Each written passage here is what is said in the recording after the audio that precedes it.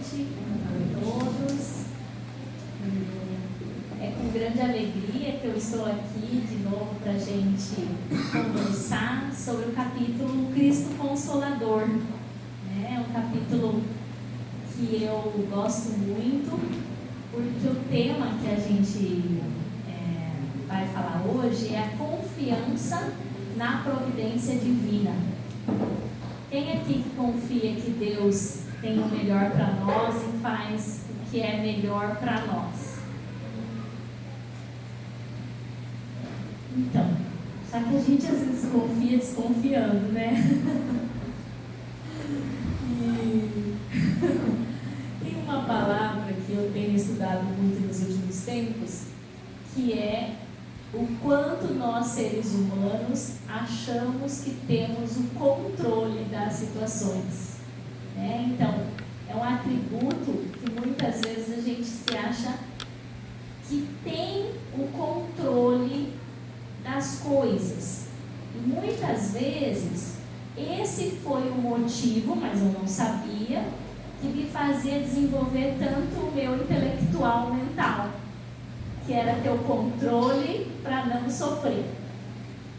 Mas, se a gente tem um Deus maior, que é o soberanamente justo e bom, tudo que nós passamos nas provas da vida, independente se a gente sofre ou não, é o que a gente precisa passar, né? Só que a gente, vou dizer por mim, corria léguas de sofrimento, de dores, de dificuldades. Então, quanto mais eu pudesse controlar as situações, a ponto de que quando a Beatriz nasceu, que é minha filha de 8 anos, a nossa filha, a minha do Cris, o Lucas tinha 8. E eu, então, comprava presentinhos para deixar em casa, para quando viesse as visitas ver o nenenzinho, ou também pegasse um presentinho daquele e entregasse para o mais velho, para ele não sofrer. Então, esse controle, muitas vezes, chega a ponto de querer dominar todas as situações. E, por vezes, nós não nos deixamos ser argila na mão do Criador, como diz o texto. O Espírito de verdade. O Espírito de verdade compreende todos esses espíritos que organizaram a criação da própria humanidade na Terra. E Jesus é um dos espíritos de verdade, né? Que ficou governador do planeta Terra. Então, eles vêm nos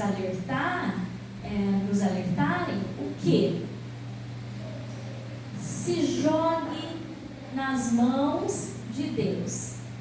Mas para isso dar certo, nós também temos que fazer a nossa parte, deixando de ser crianças para nos tornarmos adultos na vida. Só que às vezes a gente bate o pé, eu tenho 44, vou fazer 45, bate o pé com 44 anos, como eu batia quando eu tinha 2, 3 aninhos.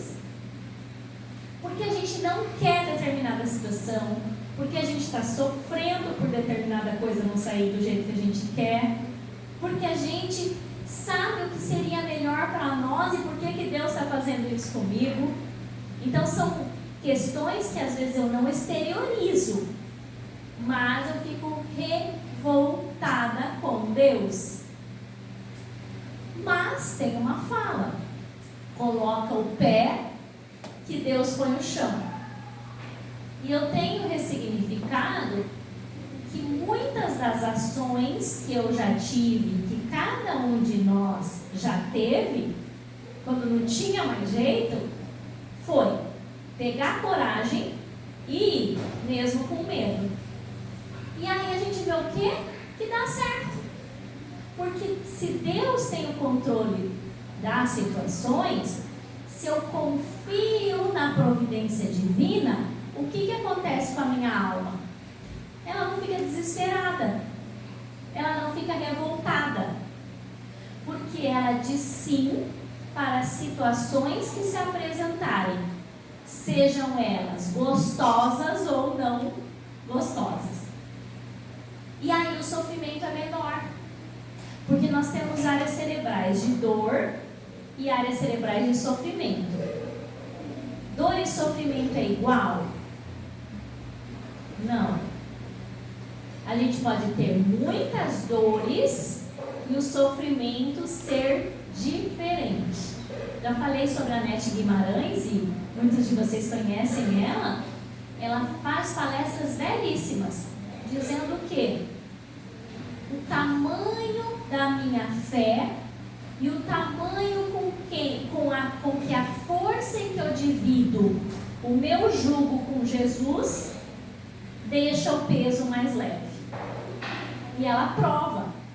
Porque quando eu passo pelas provas da vida com resignação e com fé nesse Cristo Consolador, eu consigo passar com mais leveza. E aí então, os Espíritos vão nos dizer: há uma doutrina consoladora que eu vou deixar para vocês. E aí vem o advento do Espiritismo. Então, esse capítulo Cristo Consolador, ele se refere a essa possibilidade de estudando através das obras, né, de Allan Kardec, tantas obras que o querido Chico Xavier nos deixa, nós conseguimos ter mais fé no futuro. O que quer dizer isso? Confiança na providência divina. Então, inclusive, tem uma fórmula da felicidade, que eu já falei também aqui. Vocês lembram qual é? Do Livro dos Espíritos? Tem uma fórmula: posse do necessário, consciência tranquila, mais fé no futuro.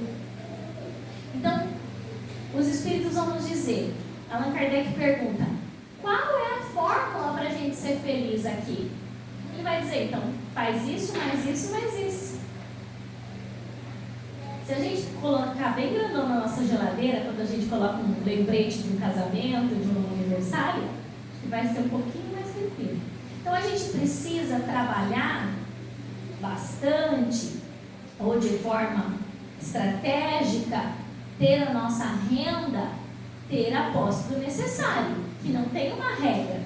Para uns, o necessário é a casa, ter uma casa de aluguel e morar nela. Isso é necessário. Para outro, não. Para outro, precisa ter uma casa, um carro, 2 carros, ter possibilidade de viajar, de possibilidade disso, daquilo. É outra. Não tem regra. Então, os Espíritos não vão falar assim, tem que ter isso, mais aquilo. Só que muitas vezes a gente quer impor para os nossos familiares que a posse do necessário do João tem que ser igual à minha. E da Maria tem que ser igual à minha também. E aí eu não admito como que a pessoa faz assim, assim, assim com a vida dela. Eu não tenho que admitir nada. Porque foi? Segura. Vai. Oi? Acendeu a luz? Foi. Não. Ah, acendeu. Oi. Obrigada. Então eu não tenho que admitir nada da vida da fulana, do ciclano. Eu tenho que cuidar de quem? Da minha vida. Mas dá meio trabalho cuidar da minha. Então eu cuido das vizinhas, da comadre, da sogra, do marido, quero consertar o marido, a esposa, o pai, a mãe, né? Muito bem. Então, nesse texto que a gente escolheu para hoje, inclusive, filho, fiquei toda orgulhosa de ver você lendo aqui. Ele diz assim, ó, o trabalho, né, o Espírito de Verdade, o trabalho das vossas mãos vos fornece aos corpos o pão terrestre, posse do necessário. Vossas almas, porém, não estão esquecidas. E eu, olha que lindo, gente, o jardineiro divino. Então a gente pode de se referenciar a Jesus, a Deus, aos espíritos protetores como nossos jardineiros. As cultivo no silêncio dos vossos pensamentos. Isso te alivia a alma ou te inquieta a alma? Se Deus conhece os nossos pensamentos, quanto mais eu estou empregando esforços para minha melhora enquanto um ser espiritual, mais alivia. Quanto mais de olhos fechados eu estou para a minha evolução espiritual, mais aterroriza. E antigamente era assim: o Deus vai te punir, então você anda na linha, porque Ele sabe de tudo. Daí a gente, meu Deus, né? Estava desesperado. Alguns de nós ainda é assim. Por quê? Por causa que o nosso espírito muitas vezes está só sobrevivendo na Terra. Ainda não tem uma maturidade de organização, planejamento, autoconhecimento de qual é o meu propósito na vida. Então nós estamos sobrevivendo. O que a gente precisa para sobreviver na mata? O que a gente precisa? Água, comida,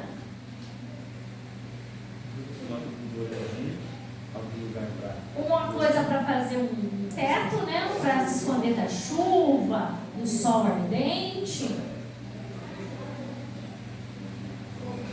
Necessidades fisiológicas, xixi, cocô, sexo, se tem companheiro. O que são essas funções? Primitivas, necessárias para a sobrevivência.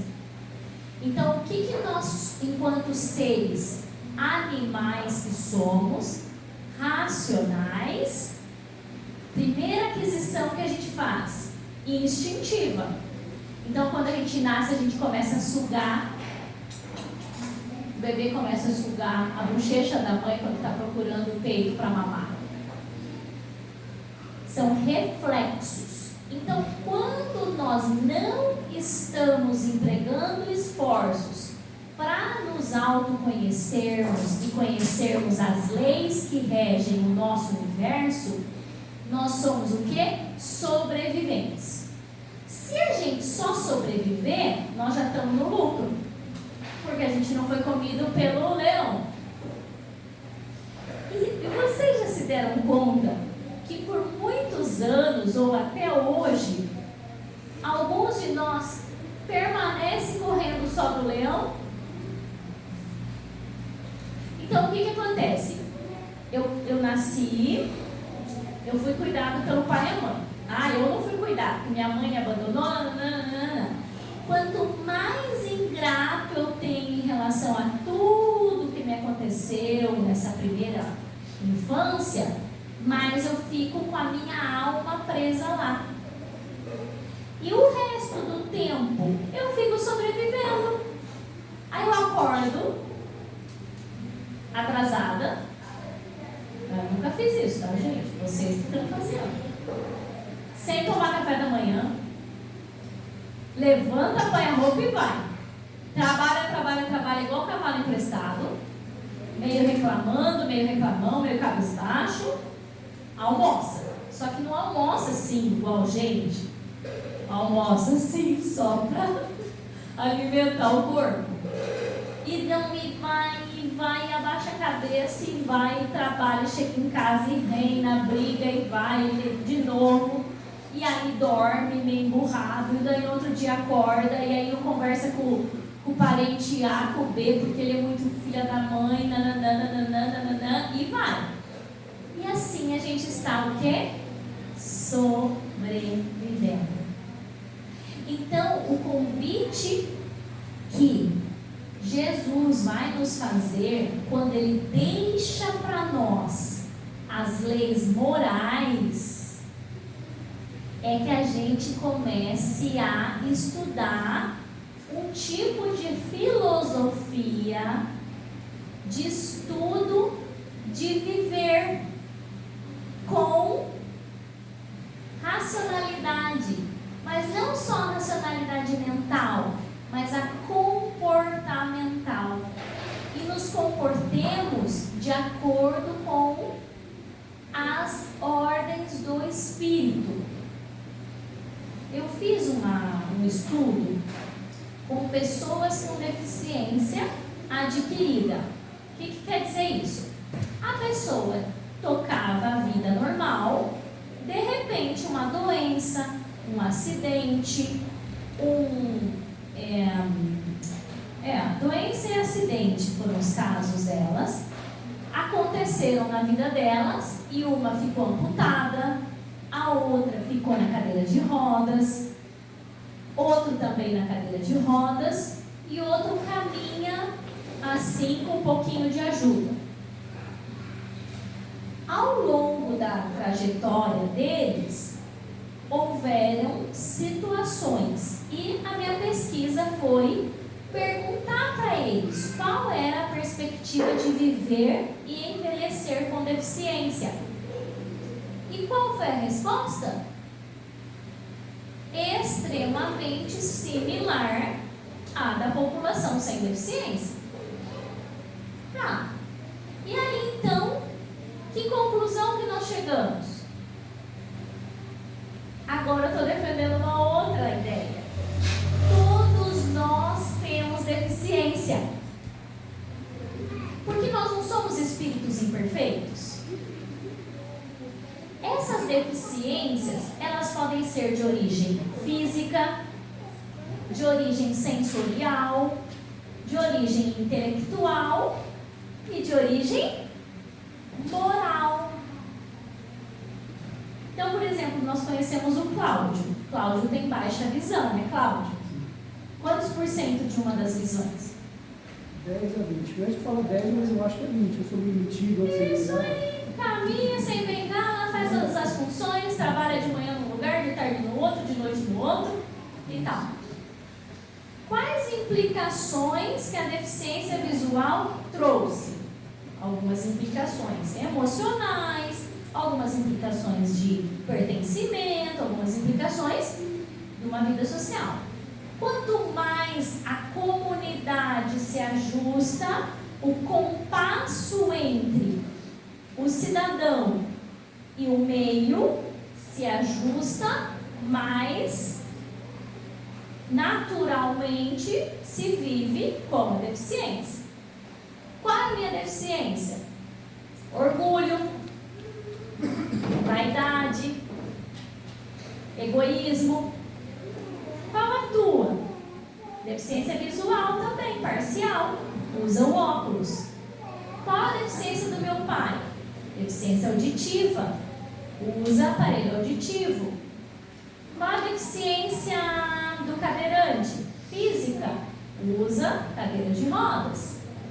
Além da deficiência A, B ou C, todos nós temos deficiência moral. Ou tem alguém aqui, Jesus está aqui também? Ele não tem. Então, todos nós somos iguais perante as nossas diferenças. Só tem detalhes diferentes na vida da senhora, na tua, na minha, na dele, na dela. Só muda de endereço. Eu não apertei, mas ele quer desligar. Vou parar de falar.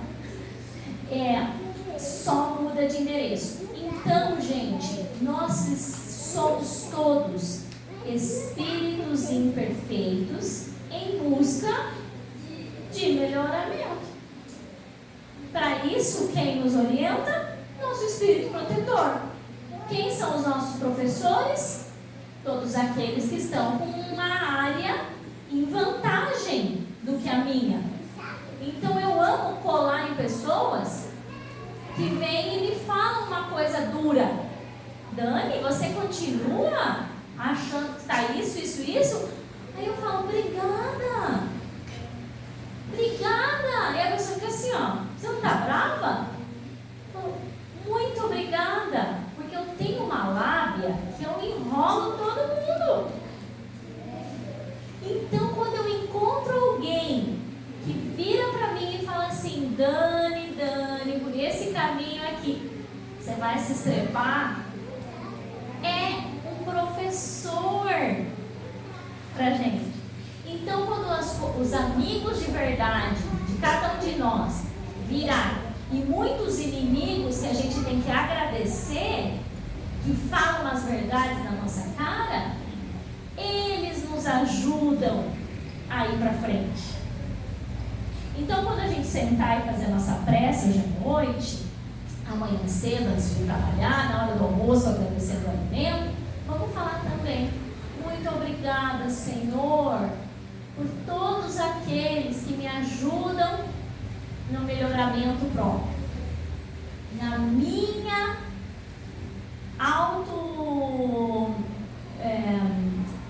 no meu autodesenvolvimento, independente do tipo de circunstâncias que aconteçam. Isso deixa o fardo mais leve. E aqui uma outra parte grifada é: bebei na fonte viva do amor e preparai-vos, cativos da vida, a lançar-vos um dia, livres e alegres, no seio daquele que vos criou, fracos, para tornar-vos perfectíveis. Lembra que Jesus falou? Homens de pouca fé. Nós temos uma autoestima muitas vezes lá embaixo. Então, se a gente faz alguma coisa de errado, nosso orgulho fica falando assim para você, para mim: nossa, onde já se viu você fazer isso? Meu Deus, aconteceu isso contigo. E aí a gente fica preso ali anos. Se nós somos imperfeitos, fomos feitos assim por Deus e estamos nos desenvolvendo para nos tornarmos perfectíveis, vamos também apoiar a gente mesmo quando a gente fizer coisa errada. E vamos então revisitar, segundo Santo Agostinho, revisita a tua história do dia de hoje. Como você poderia ter feito diferente hoje? Quantas pessoas que chegaram até ti e viram Jesus em você? Quantas coisas você disse que poderia não ter dito? E vamos amanhã tentarmos ser melhores. Mas muitos de nós permanecemos na vitimização. E também a gente esquece que tem um Deus maior para a gente entregar os nossos medos, as nossas aflições, as nossas preocupações. Isso não quer dizer que eu vou ficar só em casa, sentada no sofá, pensando: alguém vai, Senhor, que apareça uma comida nesta mesa. Senhor, que afaste todas as doenças de mim. Senhor, vamos fazer a nossa parte. Porque nós temos que ter esforços para nos melhorarmos. Mas tendo esforços para nos melhorarmos, fazendo a nossa parte, é Deus o grande jardineiro que cuida das nossas almas. Certo? E ainda, no seio daquele que vos criou fracos para vos tornar perfectíveis, e que quer modeleis vós mesmos a vossa maleável argila, a fim de serdes os artífices da vossa imortalidade. que será que quer dizer isso? Vós que modeleis as suas argilas. Veja como ele nos dá a autoridade da cocriação da nossa melhor versão. Confie e faça a sua parte. Então, quando acontecer um movimento em direção à nossa própria perfectividade, nós estamos seguindo os ensinamentos do Espírito de verdade. Porque nós precisamos fazer a nossa parte. Para isso que a gente vem, estuda na internet, lê, põe em prática, faz prova. Porque a nossa vida, ela é sinusoidal. O que quer dizer isso? Tem altos e baixos. Altos e baixos. A nossa dualidade. E isso é uma regra para todos nós.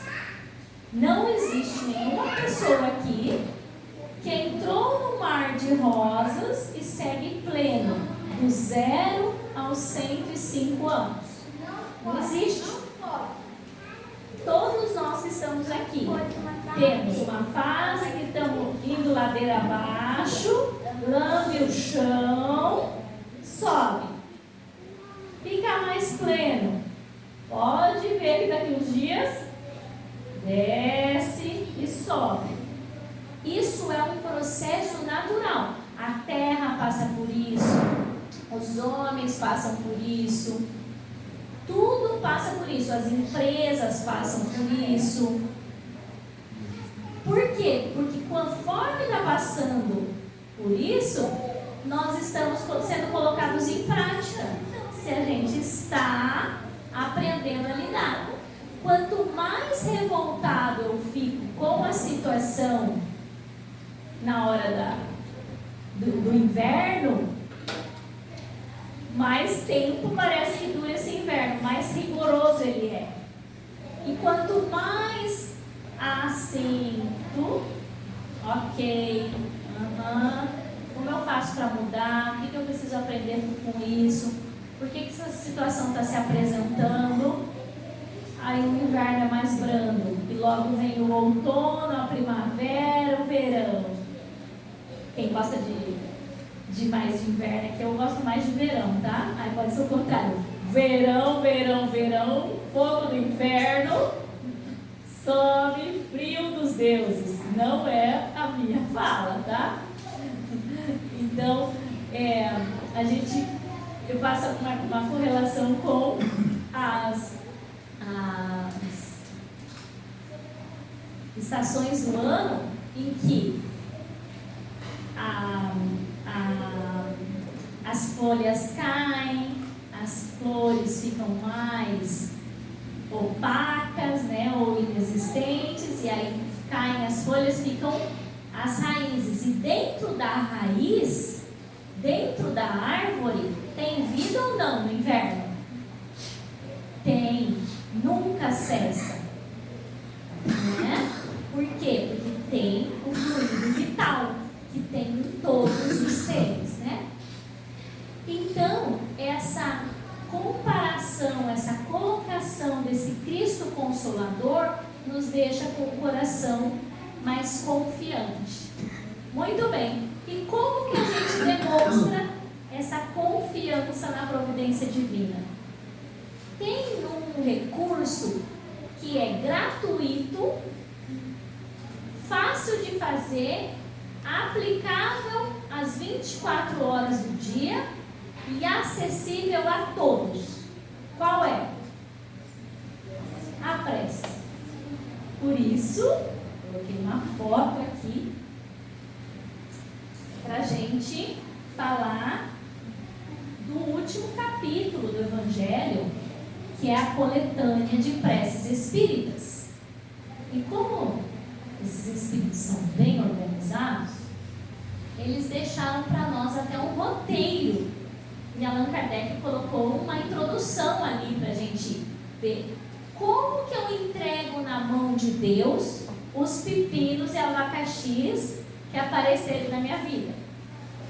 Então, o que Allan Kardec vai nos dizer? Quando o motivo de aflição nos advém, se lhes procurarmos a causa, olharmos bem a fundo, reconheceremos estar numa imprudência ou numa imprevidência nossa, ou, quando não, em um ato anterior. Então os Espíritos também vão dizer: gente, para de ficar procurando causa em outra vida, extingue todas, porque a grande maioria é dessa própria existência. Então as situações que nós passamos, nós mesmos procuramos, Dani? Sim, os Espíritos dizem que sim. Ah, mas eu não procurei esse tipo de marido. Ah, mas eu não procurei esse tipo de filho. Ah, mas eu não procurei não ficar desempregado esse tempo. Ah, mas eu não procurei não bater esse carro. Ah, mas eu não... Sim. Algo nos leva de imprevidência ou imprudência. Ou, obviamente, uma resposta, né? Como é que chama quando é de outra vida? Uma expiação de uma outra vida, né? Em qualquer destes casos, só de nós mesmos nos devemos queixar. Aí a gente leva uma lenhada mesmo na cabeça. Em todos os casos, só de nós mesmos. Então vamos assumir a autorresponsabilidade. Está em alta agora todos os livros de autorresponsabilização. Se a causa de um infortúnio independe completamente de qualquer ação nossa, é ou uma prova para a existência atual ou a expiação de falta de uma existência anterior. Caso este último, em que pela natureza da expiação poderemos conhecer a natureza da falta, visto que somos sempre punidos por aquilo em que pecamos. Então, na época que eu estava estudando, né, no estudo semanal nas obras básicas, nós conversávamos assim: será que nós temos total esquecimento de tudo que nós já fizemos nas nossas existências anteriores? Se nós olharmos pelas condições que nós estamos hoje, nós podemos supor as nossas ações pretéritas nesta e noutra existência. Porque se somos o resultado de todas as existências anteriores, desde que fomos criados, nós não tem erro. Deus não é justo e bom? Nós somos o resultado daquilo. Então, tudo onde eu estou hoje é até o máximo onde eu consegui chegar. Então a gente tem que olhar para onde? Para frente. E ver quem está com desempenho melhor que o meu, que sirva de inspiração que eu possa chegar lá. E quem está com um desempenho pior que o meu, que sirva de lembrete, porque nós já estivemos agindo daquela forma. Aí vem a outra parte que eu amo do Evangelho, que é a parte da benevolência para com o outro, né? A gente tem que ter a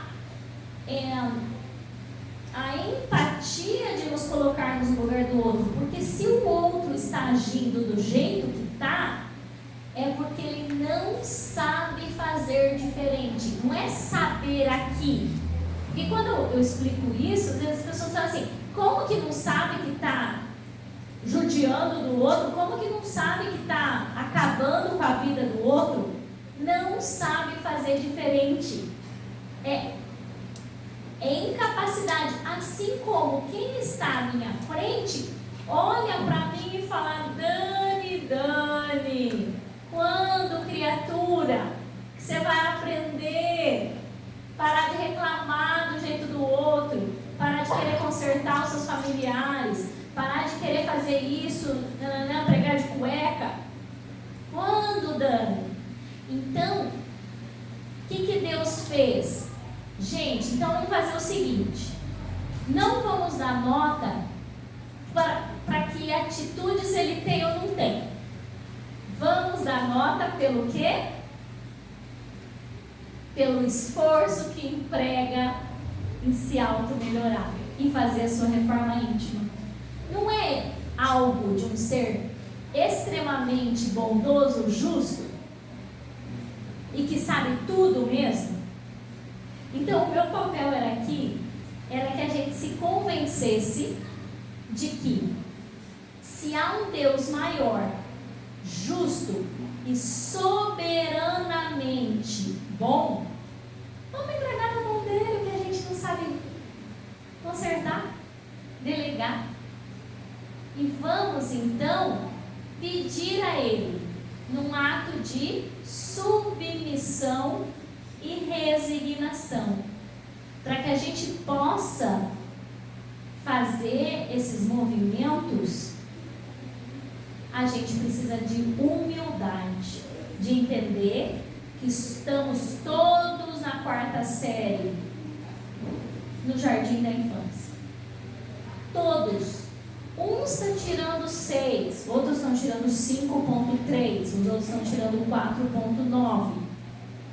Mas nós estamos tudo ali nessa faixa, porque o nosso planeta de provas e expiações, planeta de regeneração, nós estamos nessa faixa, de 0 a 10. Então, que a gente tenha bastante resignação e bastante fé para entregar para Jesus, os nossos anjos guardiões, o que nós não conseguimos consertar, mudar, agir, resolver com a nossa pequena capacidade, mas que é o melhor que nós temos para entregar hoje. Então, eu vou conduzir a gente para uma prece por causa desta parte. Aí depois a gente vai para o passe e depois é feita a prece final antes de ir para casa. Então vamos fechar os olhos, nos colocando de joelhos mentalmente, ou deitados no chão mentalmente, num ato de verdadeira submissão a Deus, com o queixo encostado no peito. Vamos acompanhar esta prece. Meu Deus, és soberanamente justo. Todo sofrimento neste mundo há, pois, de ter a sua causa e a sua utilidade. Aceito a aflição que nesta etapa da minha vida estou experimentando, ou como expiação das minhas próprias faltas passadas, ou como prova para o futuro. Bons espíritos que me protegeis, dai-me forças para suportá-la sem lamentos. Fazei que ela me seja um aviso salutar, que me acresça a experiência, que abata em mim o orgulho, a ambição, a tola vaidade e o egoísmo, e que contribua assim para o meu adiantamento. Que assim seja. Muito bem.